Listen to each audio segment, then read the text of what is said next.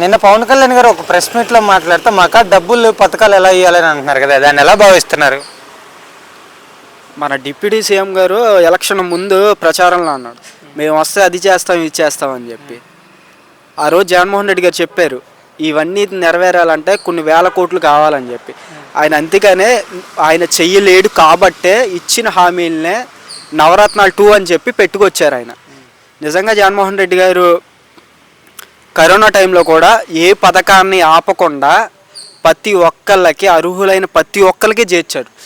Corona టైంలో ఎంతోమంది చాలా ఇబ్బందుల్లో చనిపోయి కొన్ని వందల మంది చనిపోయారు. వాళ్ళ ముట్టుకోవడానికి కూడా ఇబ్బంది పడ్డ రోజుల్లో వాలంటీర్ అనే సిస్టమ్ ద్వారా వాలంటీర్లు వాళ్ళ ఇంటికి పంపించి మెడిసిన్ కానీ ఫుడ్ కానీ అన్నీ దగ్గరికి చేర్చేలా చేశారు. ఈ గవర్నమెంట్ వచ్చాక ఏం చేసిందన్న ఆ వాలంటీర్ వ్యవస్థను తీసేశారు. వాలంటీర్ ఎలక్షన్ ముందు ఏం చెప్పారు, 10,000 ఇస్తాం మీరు ఎవరో మానకండి అని చెప్పారు. ఏడా 10,000 లేదు, వచ్చే 5,000 లేదు. ఇప్పుడు ఆ వాలంటీర్ వ్యవస్థను ఎలా చేశారంటే నాయకులు తీసుకెళ్ళి పెన్షన్ ఇస్తున్నారు. జగన్మోహన్ రెడ్డి గారు చెప్పిన విధంగా ఒక సిస్టమ్ పెట్టి దాన్ని ఇంటికి పంపించారు. ఇప్పుడు ప్రతి పథకాన్ని అలా ఇంటికి పంపించారు. కానీ ఈ గవర్నమెంట్ ఏం చేస్తుందంటే వాళ్ళ నాయకులను తీసుకెళ్ళి ఓన్లీ ఒక ఫంక్షన్ వరకే చేస్తున్నారు, మిగతా అన్నీ ఆఫీస్ చుట్టూ తిరగాల్సిందే. ఒకటి మీరు చేయలేనప్పుడు దొంగ హామీలు ఇచ్చి ఎందుకు పవన్ కళ్యాణ్ గారు రావడం? మొన్న నేను కూడా చూసాను అన్న, మీరు అడిగిన క్వశ్చన్గా చెప్తున్నా. ఒక ప్రెస్ మీట్ పెట్టాడు, రోడ్డు గుంతలు పోర్చడానికే డబ్బులు లేవంటున్నాడు. మరి డబ్బులు లేనప్పుడు మరి దొంగ హామీలు ఎందుకు ఇచ్చారు? మీరు రాజీనామా చేయండి, గవర్నమెంట్ రద్దు చేసి మళ్ళీ ఎలక్షన్కి రండి, వచ్చి మీరేంటి నిరూపించుకోండి. ఈరోజు ఇప్పటికిప్పుడు ఎలక్షన్ జరిగితే కూటమి ప్రభుత్వానికి సింగిల్ డిజిట్ కూడా రాదన్న. వాస్తవానికి ఈయన చెప్పిన దొంగ హామీలు ఏది నెరవేరవు.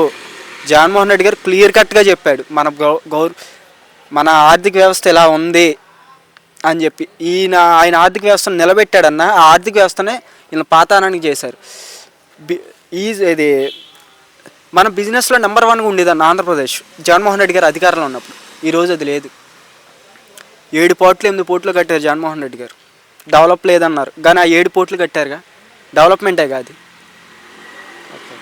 శ్రీకాకుళం ఉద్వానం అన్న, ఏ గవర్నమెంట్ పట్టించుకోలే, ప్రజలు చచ్చిపోతుంటే ఈయన వచ్చి ఉద్వానం అనే హాస్పిటల్ కట్టి అక్కడ ఒక వాటర్ ట్యాంకర్ ఒకటి ఫ్రీఫైడ్ చేయడానికి అన్న, వాటర్ కలుషితం లేకుండా మంచి నీళ్ళు వచ్చే విధంగా కట్టి మరీ దిగిపోయాడు.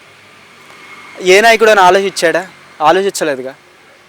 ప్రజలు చచ్చిపోతున్నారు, దానికి శాశ్వత పరిష్కారం ఏ నాయకుడు ఆలోచించలేదు, ఒక్క జగన్మోహన్ రెడ్డి గారు ఆలోచించారు. అలానే నేను జరిగిన విశాఖ అదే కాకినాడ పోస్ట్ గురించి ఏమంటారు? బోటు గురించి అది ఆయనకి తెలిసి వెళ్తున్నాడో తెలియక వెళ్తున్నాడో తెలియట్లేదన్న పవన్ కళ్యాణ్ గారు. పోర్ట్ సీజ్ చేస్తా అంటున్నారు. పోర్ట్ సీజ్ చేయడానికి ఏమన్నా రూమ్ ఏమన్నా లాక్ చేయడం అనుకుంటున్నారన్న వీళ్ళు. అది కస్టమ్స్ అధికారుల చేతిలో ఉంటుంది. వాళ్ళ నిబంధనలకు వ్యతిరేకంగా ఉంటే వాళ్ళే సీజ్ చేస్తారు. ఈయనకి అధికారం లేదు. అది మరి ఈయన తెలిసి వెళ్తున్నాడో తెలియక వెళ్దా, లేకపోతే బాబు గారు చెప్పినట్టు ఆ స్క్రిప్ట్ పట్టుకుని వెళ్తున్నాడో తెలియట్లే. ఇప్పుడు ప్రజలందరి ముందు ఒక కమెడియన్గా నిలబడిపోయారు పవన్ కళ్యాణ్ గారు అన్న వ్యక్తి.